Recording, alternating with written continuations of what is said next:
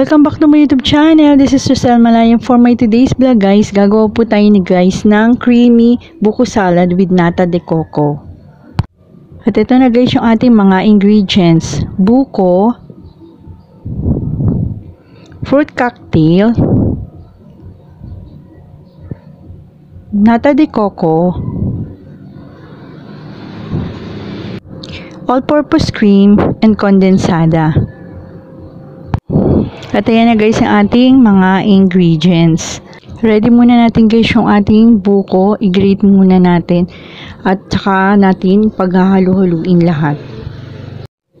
So ready na guys yung ating mga ingredients. Nag-grate natin yung ating buko. Then na-open na natin yung ating fruit cocktail, nata de coco, at yung ating all-purpose cream, saka yung ating condensada. Tulad guys ng fruit salad, itong buko salad ay napakadali rin. I-mix lang po natin lahat ng ating mga ingredients.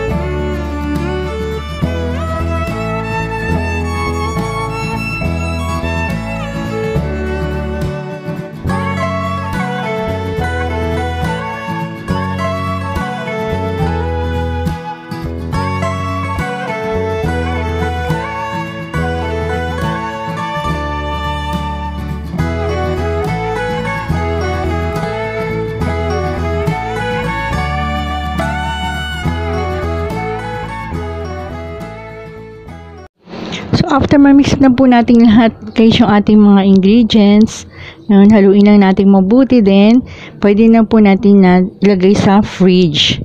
So after natin ma-fridge, yun, ready to eat na guys.